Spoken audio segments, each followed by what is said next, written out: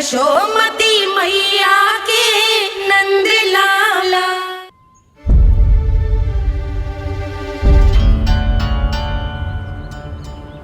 मुझे क्या पता था कान्हा कि तू सच्ची में आने वालो है। ना तो मैं इतनी ऊपर लटकाती ही ना, ऊपर से चौकी भी रसोई घर में बंद है। ये तो स्वयं चाहती है कि कृष्ण इनका माखन चुरा ले। अविश्वसनीय है ये। यही तो लीला है देवी, लीलाधर श्री बाल कृष्ण की लीला, श्री बाल कृष्ण की लीला। कोई उपाय ना है कान्हा? इतनी पर्वत जितनी ऊंचाई पर तो चढ़ ना सकते हम। चढ़ सकते हैं सखा, यदि हम ही पर्वत बन जाए तो कुछ भी कर सकते हैं। इतनी चतुराई कहाँ से लायो है जे?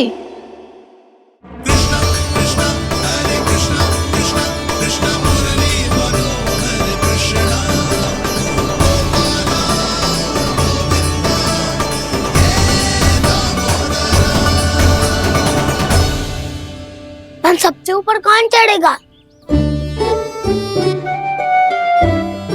नाना मैं ना करूँगा, ये संभव ही ना है, मुझसे ना हो पाएगा। मैं चढ़ूंगा सबसे ऊपर।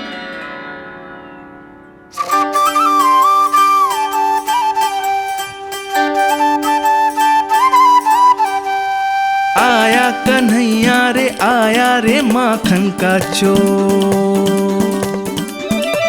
न ध्वनि कोई हो न पता कुछ लगे, आए चुपके से ग्वालों की टोली। चाहे कितना बचाओ छिपाओ कहीं, सारा मक्खन ये कर जाए खाली। मुख से तो लगता है सरल ये बड़ा भीतर से चंचल ये छल से भरा है ये नटखट बड़ा चिच्चोर।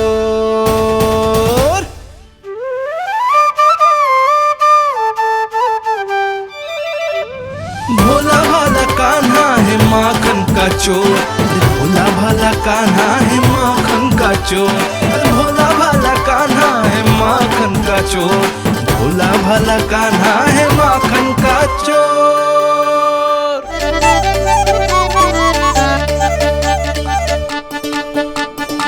कान्हा की योजना सफल हुई, माखन मिल गयो।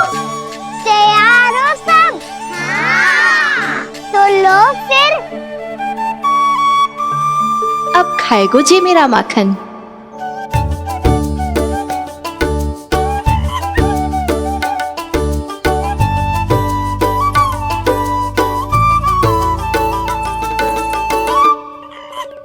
वानर महाराज, सबसे पहले तो आप ही लो। हैं?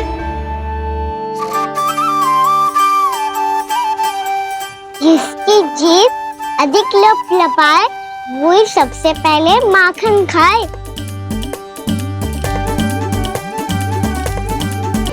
स्वयं हाथों से अपने ये बांटे, पूरी टोली को माखन खिलाए।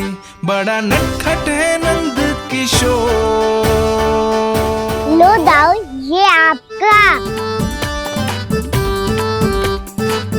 सारा माखन जे इन सब में बांट रहो है, स्वयं ना खाएगो।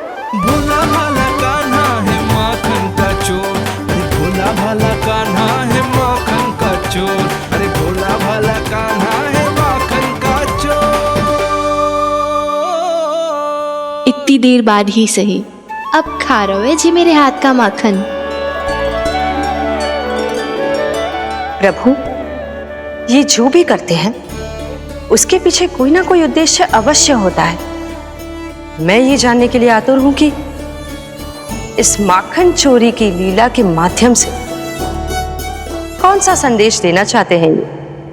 बस यही कि यदि कोई भक्त सच्चे हृदय से भगवान का स्मरण करे तो भगवान अवश्य आएंगे और अपने भक्तों के कर्मों को सुधारने की प्रक्रिया प्रारंभ कर देंगे। फिर चाहे वो भक्त जानकी हो या सावित्री। कृष्ण माखन नहीं खा रहे देवी, ये तो अपने भक्तों के दुष्कर्मों को मिटा रहे हैं ताकि उन्हें जीवन और मृत्यु के चक्र से मुक्ति दिला सके। पर प्रभु, ऐसे तो सारा संसार इन्हें माखन चोर बुलाएगा। ये माखन आत्मा की तरह है और आत्मा तो सदैव से ही परमात्मा की होती है। इसीलिए कृष्ण जो चुरा रहे हैं वो माखन नहीं, ये तो इन गोपियों की चित्त है देवी। अब से जो भी व्यक्ति इन्हें माखन चोर बुलाएगा वो इन्हें प्रेम से चित्त चोर कहकर भी पुकारेगा। वो इन्हें प्रेम से चित्त चोर कहकर भी पुकारेगा।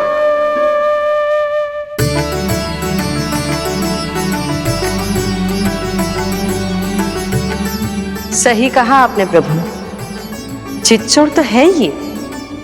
इन्होंने केवल गोपियों का नहीं, अपनी मैया का भी चित्त चुराया है। कान्हा, देख लल्ला, अब सामने आ जा। लल्ला,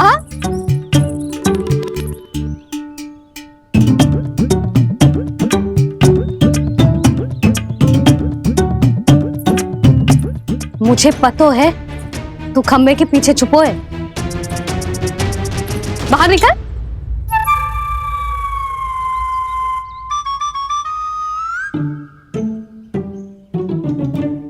मैया,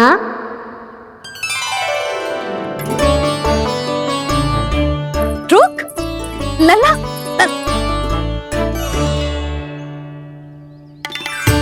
ठीक है मत आ, मैं अकेले अकेले पूजा करने जा रही हूँ।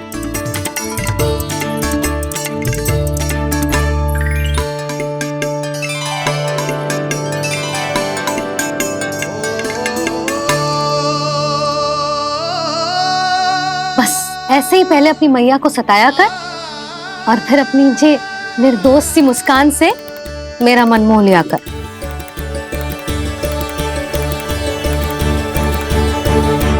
और चाहिए? हाँ। यशोमती मैया, ये तो फिर से माखन बांट रहा है। इसका इतना साहस! यदि यही सब करना तो मुझसे आज्ञा क्यों नहीं ली? मैं अपने हाथों से बहुत प्रेम से खिलाती, पर ये तो चोरी कर रहा है। इसकी आज्ञा ना दे सकती मैं। मेरा माखन व्यर्थ में सब में बांटने चलू है।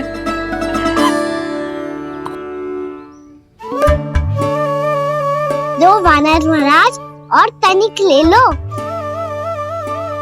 सखा तो सखा, ये तो वानरों में भी बांटने लगू है। और चाहिए? नाना, नन्ना है, भैया ने क्या कही थी?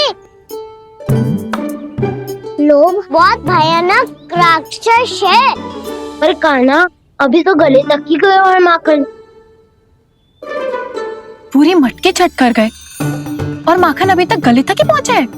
हाँ, भूख तभी मेरी भी ना मिटी है। वसंता, इसे तुम ले लो।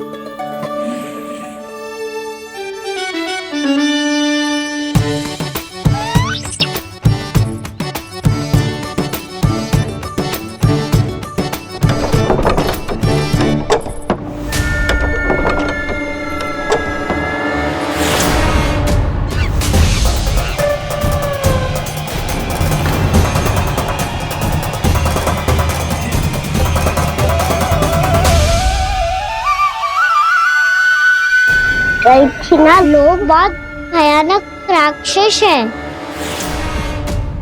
जी अच्छी बात ना है कान्हा, अभी चल के यशोदा जी को बताती हूँ।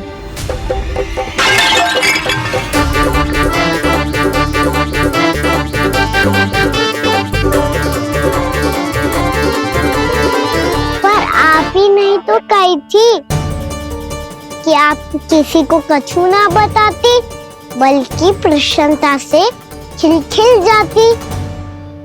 जानकी के स्थान पर यदि कान्हा ने मेरे हाथ का माखन खाया हो तो मैं किसी को कुछ ना बताती, बल्कि प्रसन्नता से खिलखिल जाती। मैं तो मन में सोच रही थी, मुझसे बोल दिया था क्या?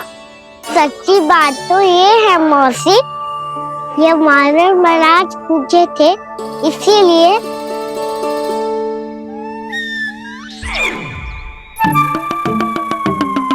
कल मैं इसीलिए ना बेच पाई क्योंकि हाट जाने के लिए सकट ही ना मिलो, और आज बेचने के लिए तो माखन ही ना बचो। चिंता मत करो मौसी, 2 गुणों से भी अधिक मिलेगा। भूखे की भूख मिटाने का पुण्य प्राप्त किया है आपने। बस आप मैया को कछुमती बताइयो।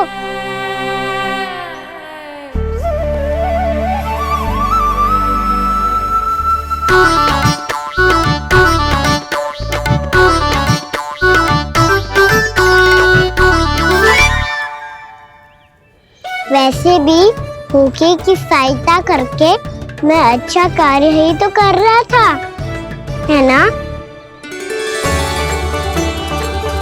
कान्हा, मौसी अब सब गए, मैं भी जाऊं? किसकी भलाई कर दे कब किस बहाने, कान्हा की लीला तो कान्हा ही जाने।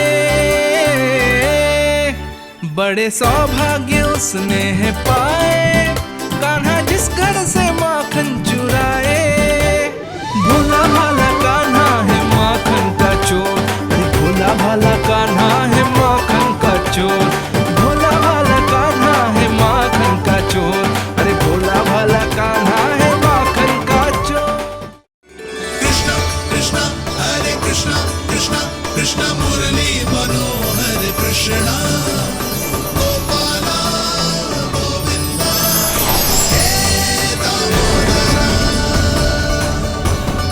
भाग्यो,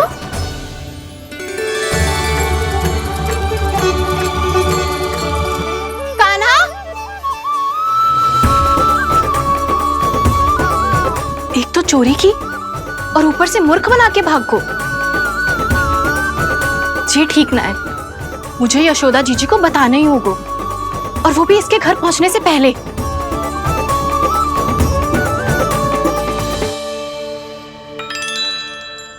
अरे पल्लू मत खींच, तनिक रुक जा, दे रही हूँ, पूजा तो करने दे।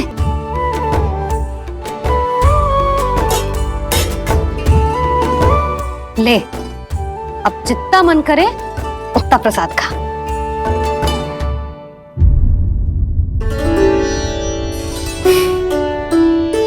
या तो मैं सच्ची बावली हो गई हूँ कि मुझे हर समय कान्हा दिखता रहता है, या फिर मेरा लल्ला कुछ अधिक ही विशेष है कि मेरे साथ ना होके भी सदैव अपनी मैया के साथ ही रहता है।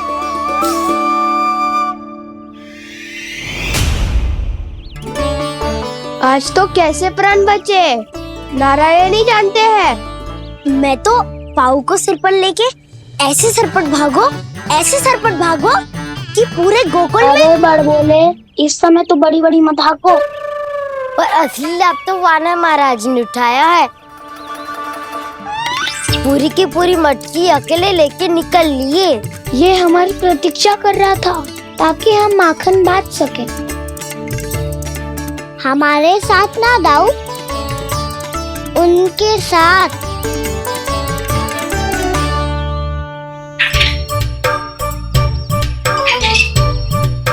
मैं समझ गो कान्हा, एक ना सभी जानवरों की भूख मिट जाए, इसलिए गया था तू सावित्री मौसी के यहाँ माखन चुराने। इससे पहले कि वो हमारे यहाँ पहुँच जाए, हमें घर पहुँचना होगा दाऊ, चाहे कछु हो जाए, पर देरी ना होनी चाहिए। इससे पहले कि बहुत समय बीत जाए, हमें ये समझना होगा कि लोभ आदमी की बुद्धि को भ्रष्ट कर दे, तो हमारे सोचने समझने की क्षमता को नष्ट कर दे। तो बहुत समय पहले की बात, एक साधु था, वो सुनसान घने जंगल में रहकर साधना करता था। ब्रह्म ज्ञान को प्राप्त करने ही वाला था कि अचानक से एक दिन उसे एक सुनहरी बिल्ली दिखाई थी। उसने उसे देखो तो सोचो कि ये तो बहुत सुंदर है, इसे तो मेरे पास रहना चाहिए, और उसने उस बिल्ली को अपने पास रख लिया। फिर उसने सोचो कि इसे तो दूध की आवश्यकता होगी और उसके लिए गाय की, तो उसने एक गाय भी रख ली। अब गाय को चारे की आवश्यकता होगी और चारे के लिए भूमि की।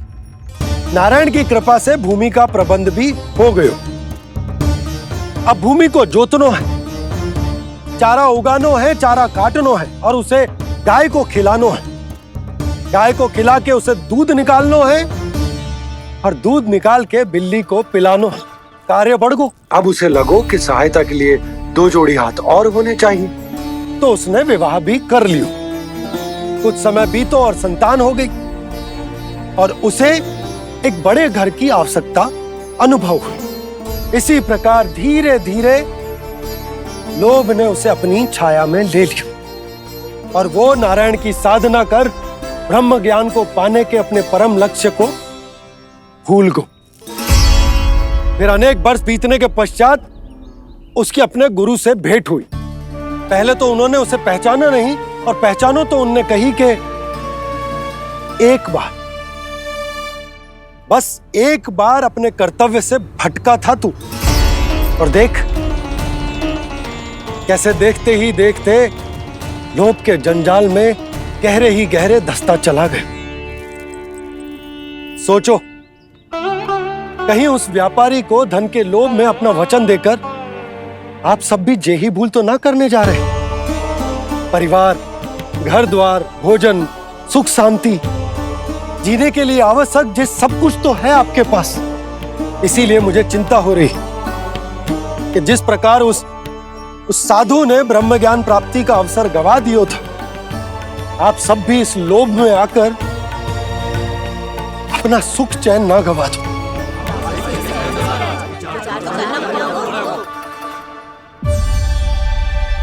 लग तो है बात सबको समझ आ रही है।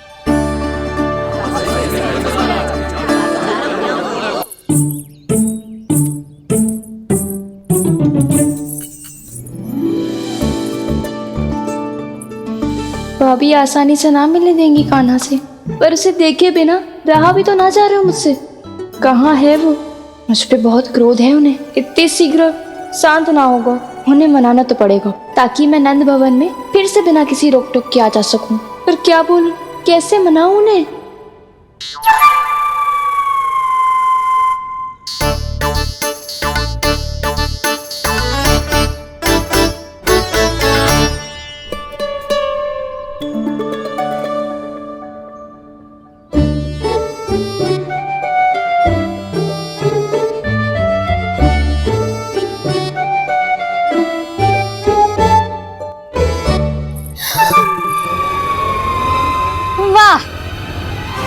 जिसने मेरे लल्ला पर चोरी का आरोप लगायो, वो ही आज मेरे घर में चोरी चोरी प्रवेश कर रही है। नाना भाभी, ऐसी कोई बात ना है, मैं तो बस ये देखने आई थी कि जसोदा भाभी का क्रोध शांत हुआ कि ना?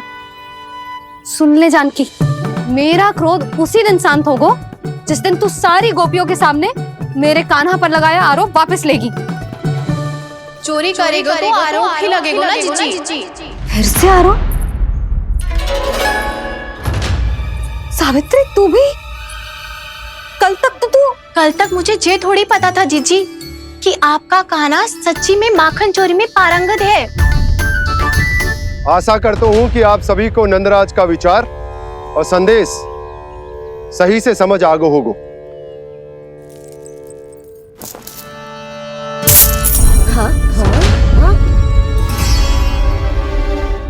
सिक्कों की खनक बता रही है कि पोटली कितनी भारी है। एक ही दिन में कितनी वजन पा गई जे। हमें भी इससे अधिक धन अर्जित करना होगा, तभी तो हम अपने उज्जवल का भविष्य उज्जवल कर पाएंगे। पहली बार कछु बुद्धि की बात की है तूने। नंदराज, हमारे मन में आपका बहुत सम्मान है, पर हम जो करना चाह रहे हैं लोभ ना है, वो तो विकास है। हाँ नंदराज, हम अपना और अपने संतानों का भला बुरा सोचे बिना कब तक अपना जीवन इस प्रकार जीते रहेंगे? फिर पिछले 4 वर्षों से हमने आपको कर भी तो ना दियो है। मुझे तो लगता है कि नंदराज की बातों पर शांति से सोच विचार के बाद ही कुछ निर्णय लेना चाहिए। ऐसा मौका बार बार ना आता। नहीं, हमें सोच विचार कर निर्णय लेना है सबने।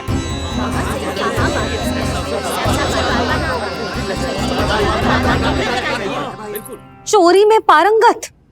हाँ जीजी, उसने टोली बनाई है और उसका नाम भी रखा है चौर्य विद्या प्रसारण टोली, और आपका कान्हा उसका अध्यक्ष है। अच्छा, तो कान्हा पूरी टोली लेकर आया था चोरी करने तेरे घर? और नहीं तो क्या।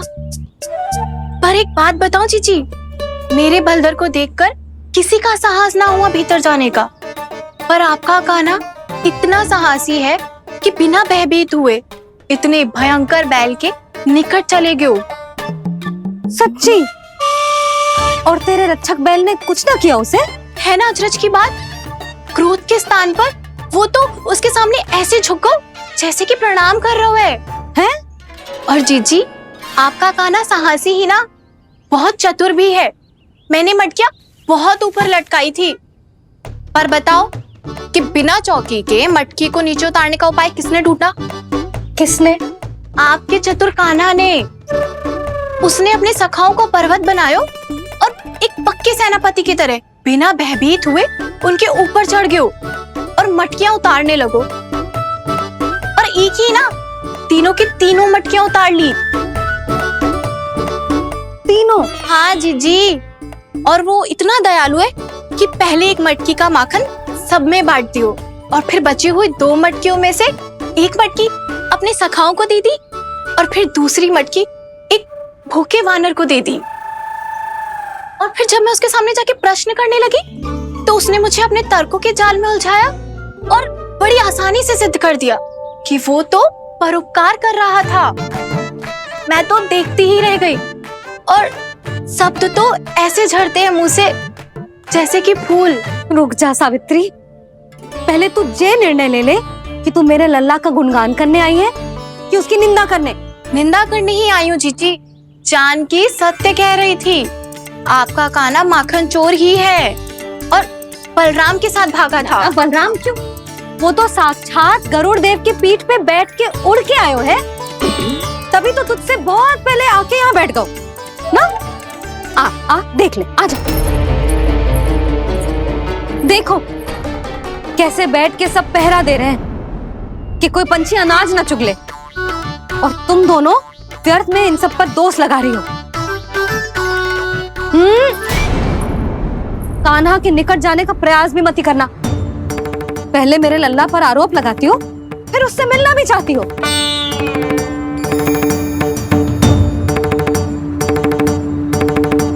पर जीजी, चोरी? अरे उसे तो चोरी का अर्थ भी ना पता होगा। तुम दोनों को नारायण का भय भी ना है क्या? हाँ, मेरे लल्ला पर आरोप लगाने से पहले तुम दोनों को लज्जा ना आई? हे नारायण, अब आप ही बताओ मैं क्या करूं। लग तो है किसी की घोर दृष्टि लगी है कि बार बार मेरे लल्ला पर आरोप लगते हैं। किसी की क्या, तुम दोनों की दृष्टि लगी है। या तो तुम दोनों मनगढ़ंत कथाओं को सत्य बताना छोड़ दो, या फिर कृपा करके मेरे घर आना बंद कर दो।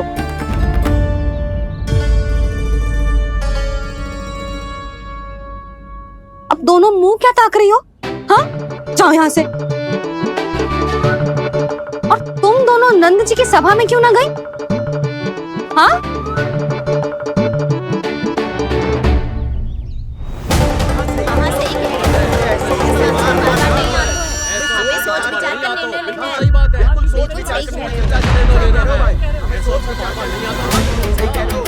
जी कौन? पहले तो कभी ना देखो इसे।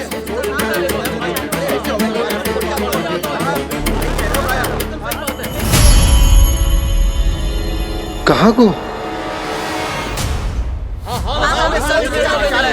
बस करो।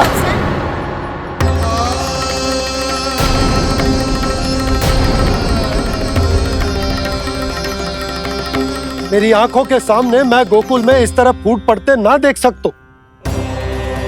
राजा हूं मैं, परंतु आज तक मैंने कोई भी निर्णय आप सब पर ना थोपो और ना ही आज थोपूंगा।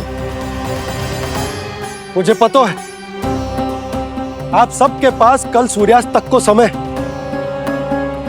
इसीलिए मेरी विनती है कि आप घर जाकर रात्रि को इस बात पर पुनः विचार अवश्य कीजिएगा। सोचिएगा कि कोई भी व्यापारी अविश्वसनीय रूप से सस्ता क्रय विक्रय क्यों करेगा जब तक कि उसका कोई छुपा हुआ लाभ ना हो। हमें सोचना होगा कि कहीं हम उसके बिछाए जाल में फंस तो ना रहे।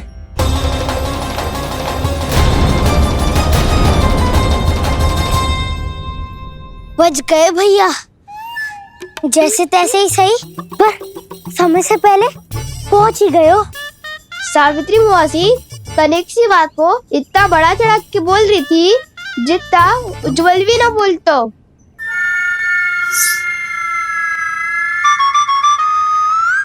वैसे आनंद तो बहुत आयो, सच्ची। हाँ, बेहतर लगा तो माखन भी तो मिला और परोपकार भी होगा। बता काना, और किसके घर जाना है अब? आज ही तो हमें शिक्षा मिली है, इतनी शीघ्र भूल गए तुम सब। लोग के चक्कर में पड़ोगे तो फंसोगे। लोग के चक्कर में पड़ोगे तो फंसोगे।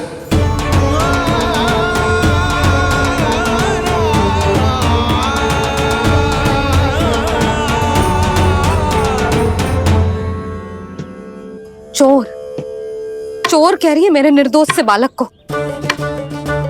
अब तो इन दोनों ने अति ही कर दी है।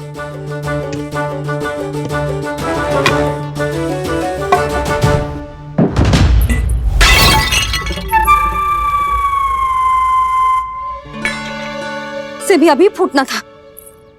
वैसे ही मैं इतनी चिंतित हूं। कैसे समझाऊं इन गांव वालों को?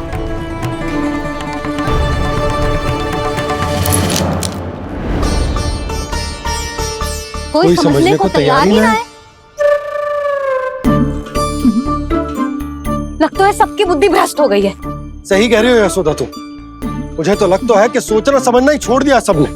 अनेकों तर्क देके समझा दियो, सिद्ध कर दियो, पर इनकी मोटी बुद्धि में कछु आता ही ना है। यशोदा तुम तो तर्क की कह रही हो, मैंने तो उदाहरण देकर समझाने को प्रयास किया, पर अपनी बुद्धि के आगे कछु ना समझ में आ रहा इन गांव वालों को। क्या सारे के सारे गांव वाले मेरे लल्ला पर आरोप लगा रहे हैं? जी क्या कह रही हो तुम?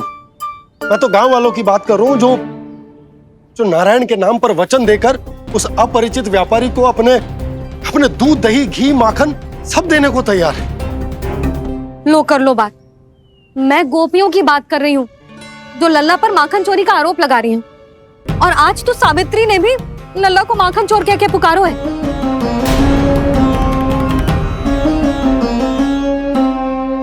सावधान यशोदा, कहीं बड़ा होकर माखन चोर ना बन जाइए। अच्छा, ये सब आप छोड़ो। स्त्रियों की बात है, मैं संभाल लूंगी। आप ये बताओ सभा में क्या हुआ? गोकुल में फूट पड़ गई यशोदा, लोभ की फूट।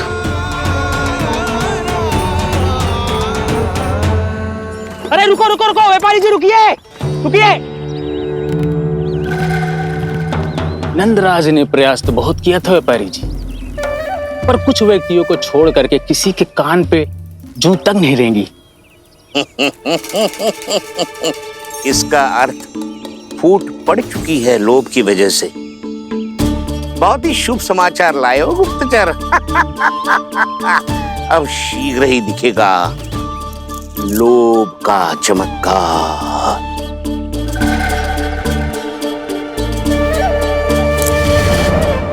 लोभ से बचने को जो पाठ हम कान्हा को पढ़ा रहे थे ना, आज वही पाठ मैं इन गांव वालों को समझाने में असमर्थ रहा। आप चिंता मत ही करो जी, धीरे धीरे सब ठीक हो जाएगा। तब तक बहुत देर हो जाएगी यशोदा। ये गोकुलवासी मेरे अपने, उन्हें अपनी आंखों के सामने मैं भूल करते ना देख सकता। वो सुलक्षणा वो उस व्यापारी के प्रभाव में आ गए और शंकरी मौसी और सुमति भी सुलक्षणा के मार्ग पर ही चल रही। कान खोल के सुन ले बहू, आज से घर में दूध पीनो बंद, दही खानो बंद और माखन तो बिल्कुल न खानो। पर मैया, पर किंतु परंतु कुछ ना सुननो मुझे। सुलक्षणा की जैसे धनवान बननो है कि ना?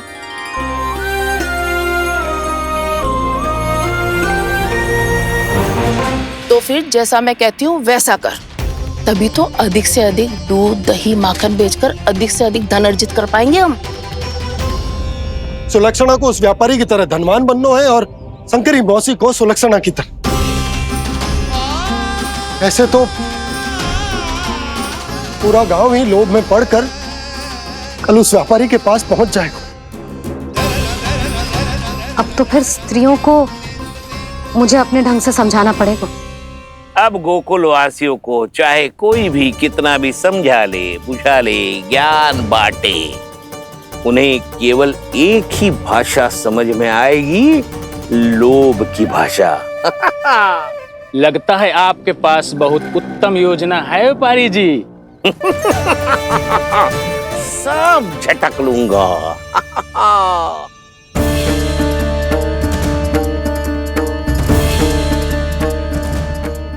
आपको क्या लगता है प्रभु, मैया के समझाने से गोपियाँ समझेंगी?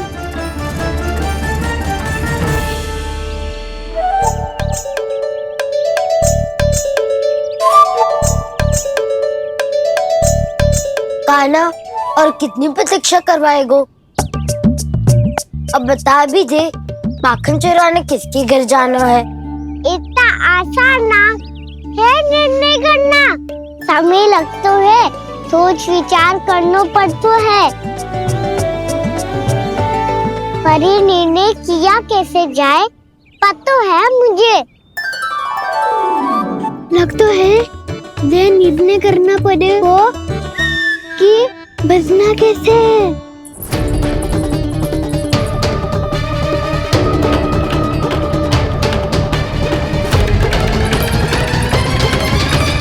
सावित्री मौसी ने हमारे चौरे विद्या प्रसारण के बारे में सबको बता दियो क्या?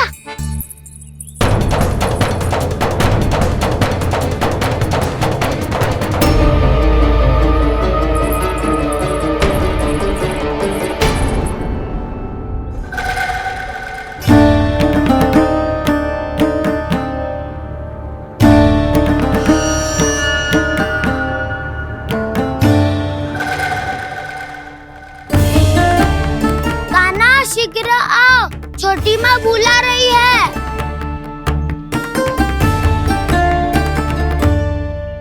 अब डांट भी पड़ेगी और कुटाई भी होगी। चौरे विद्या प्रसारण कल ही आरंभ हुआ था और आज ही समाप्त हो जाएगा।